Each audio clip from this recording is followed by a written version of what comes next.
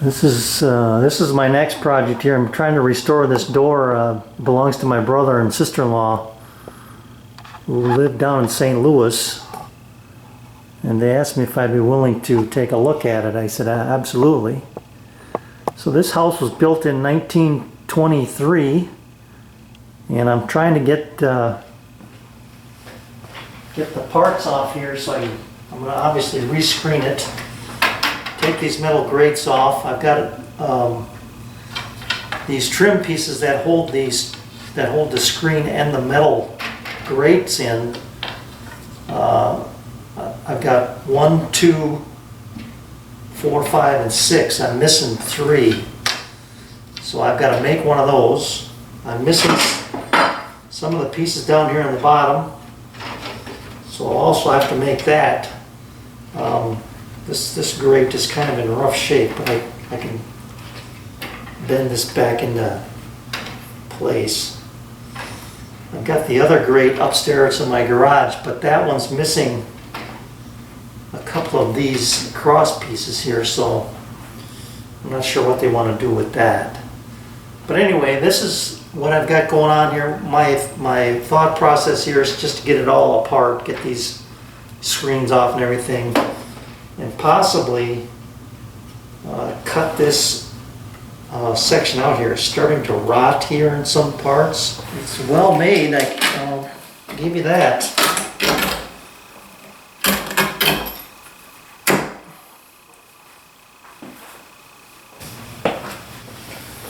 Alright, I'm at the top end now. I took my drill here and drilled this plug. I thought maybe there was a screw behind it. I put an old blade on my saw here, and the drill bit went quite a ways in and didn't hit anything. I'm looking here now, there might be a nail there.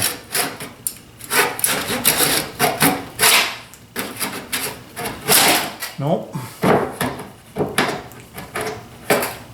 2 dowels. Alright, I'm going to do the same thing to the other side here. Let me clamp this in place.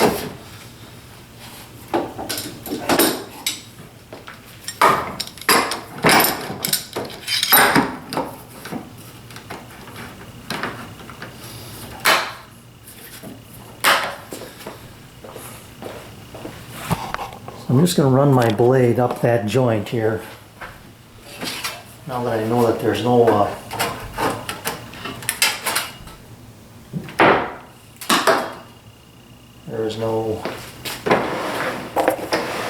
screws in there.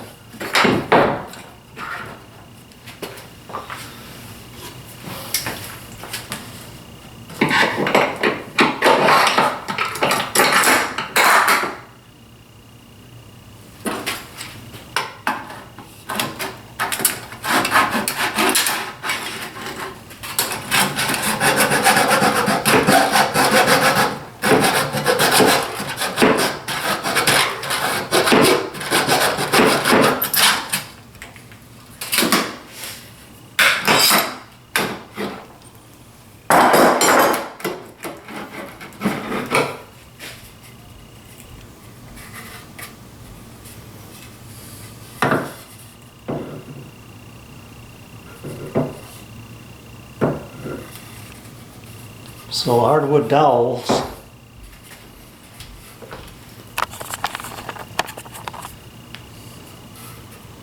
Holding that together. Alright, I'm going to leave this together. I'll need that for a pattern. I'm going to cut these other joints down here,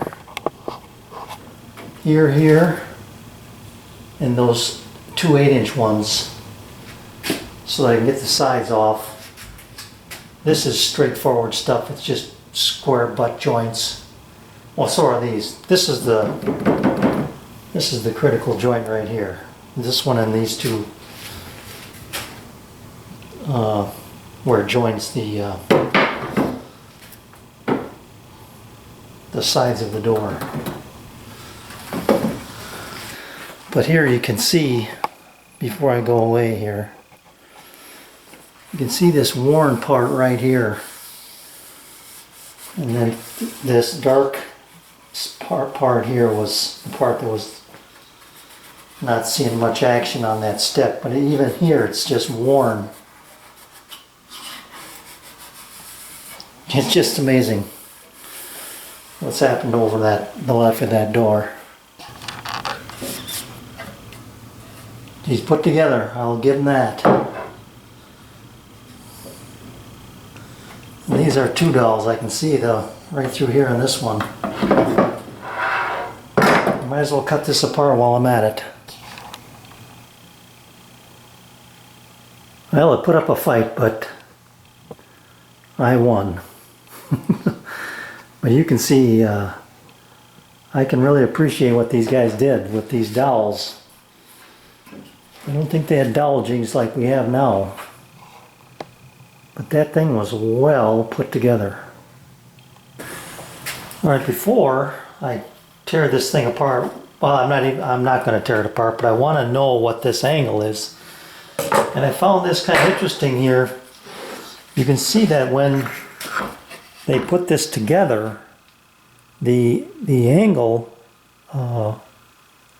is cut perfect here at the bottom, but it veers off to the left, and then they shaped it to fit the opening. So I'm going to have to keep that in mind when I build my door. I'm going to have to leave it a little bit tall here so that we can hand plane it to fit the opening. But I want to get this angle. So I took my Angle Master, I'm lucky enough to own one of these, and laid it on here. I was thinking I'd have to use my bevel gauge, but I just double checked this anyway, and they do match up perfectly. So I put this on there, right there where it's nice and flush on both sides. You know, squeeze it together, tighten my knob here on my digital caliper, and the reading is 4.1165. So you take that and you go to this little Bible that they give you, and you're reading this angle here, the obtuse angle, and 4.1165 is on this page. 4.1165 right there. And that tells me that the angle is 142.847. I'm just going to call it 142. Okay, after using my Angle Master and getting this parallel line here to this cut line, I'm going to go with this 19-degree cut.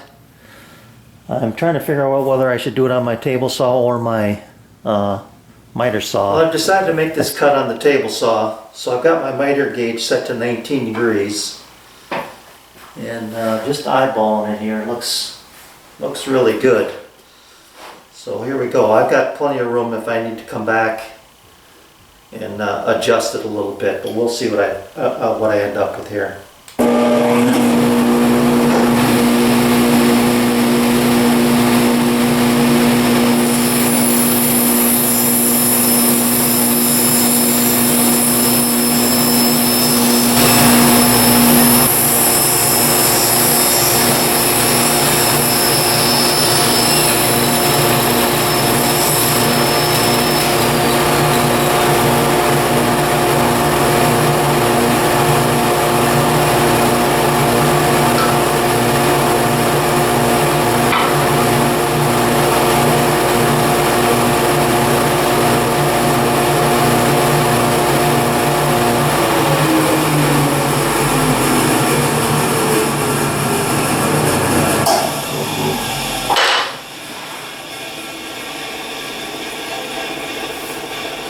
That looks good. I got a nice match there.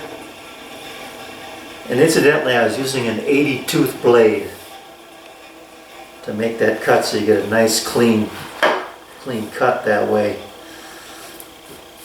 It lays nice and flat, comes together nice and tight. I'm just going to get the old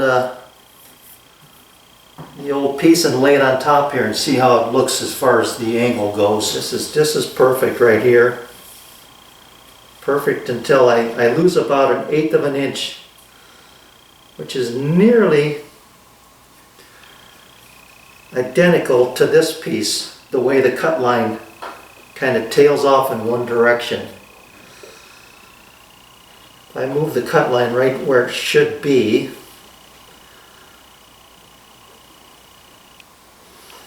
yeah, that's actually a little bit better. Now I just need to shave a little off of both pieces here, gradually to the center line. But you can see I've got plenty of board out here to follow this contour on both of them, and this worked out really well because my grain kind of curves on this piece, and that will just naturally follow this curve on the original. So that worked out well too. I planned it that way, but you never know.